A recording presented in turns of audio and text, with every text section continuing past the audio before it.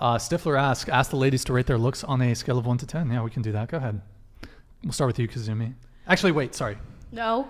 Sydney, No. you first. You do this every time. Go ahead, Sydney. Go ahead. I say 10, and I say it every time. Go crazy. Don't hit a button. I'm going to give you the same answer I gave you last time, which is I do not participate. Okay. What about you? 10.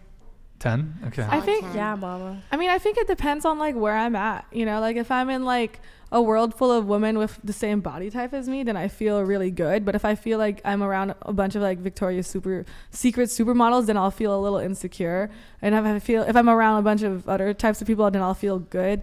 I think generally I feel okay. I think I'm kind of like a 5 sometimes. Okay. I think it fluctuates. I feel like the way I rate myself is I'm a base average, you know, because I look at myself all the time. And then when I look at other people, it's either better or worse than like me right now. But I don't think 5 as in like F for fail. I just think like I'm just an average looking woman, just coasting the world. Rate yourself.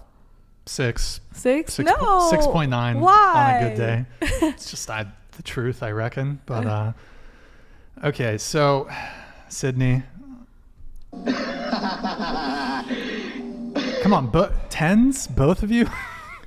I love the 10s? self-love. Self-love, yeah, man. Sometimes I don't care what anybody else says about the way that I look. Like, obviously, everyone cares a little bit about like what other people's opinions are of them, but ultimately, when it comes down to the like at the end of the day, like I'm confident in the way that I look and the way that I present myself.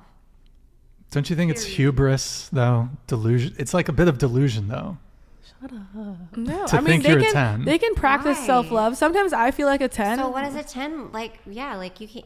For me, what's a 10? What's a 10 you? I feel like also everyone else has their own opinion of what a 10 is. Right. Yeah. We're talking I'm looks. saying We're 10 talking because looks. I don't leave any room for opinion from another person. Like from these people, I'm not leaving room for opinion because like at the end of the day, it's like me. It's like with myself, and I don't know, that's like how I am. the market kind of dictates your rating.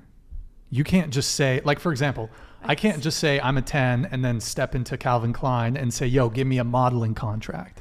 I can't do that. I'm a 10. I deserve a modeling contract because I believe I'm a 10.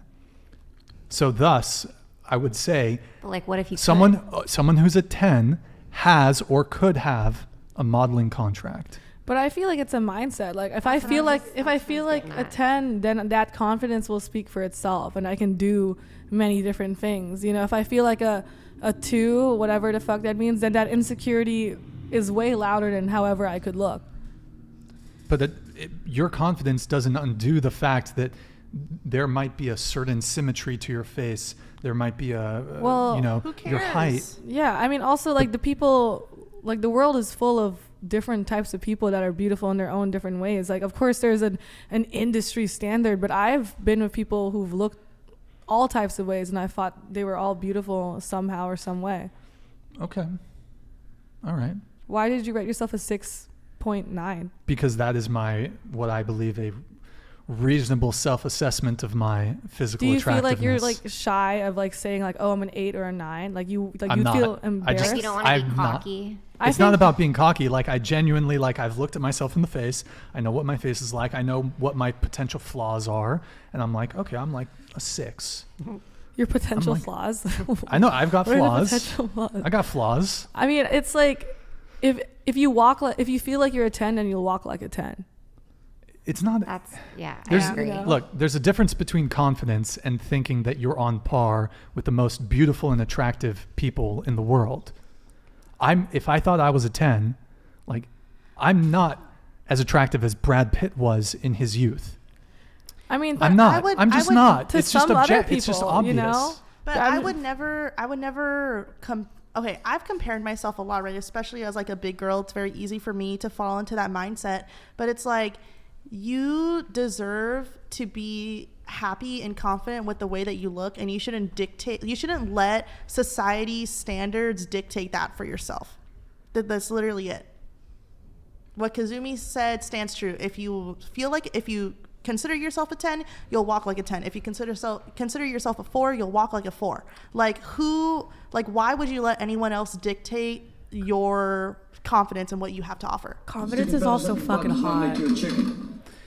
Me believing I'm a 10 is not going to impact an outsider's view of my physical attractiveness. Now, I will admit that if you carry yourself in a certain way, if you're smiling a lot and it can make you more appealing, and it can to some degree, like, for example, a man or a woman who's has a positive disposition, smiles, for example, are generally actually rated more attractive than if they were frowning, for example.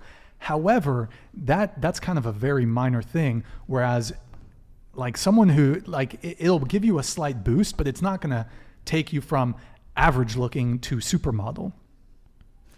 I mean, I've been around a lot of, first of all, so I do porn. Yep. And you would maybe assume that every person that does porn is like the sexiest person in the world. And it's just really not true. There's so many different types of sexy, and I've seen people like run walkways and get booked for things. And it wasn't because they were quote unquote conventionally attractive. They just had their own unique look that was sexy to somebody.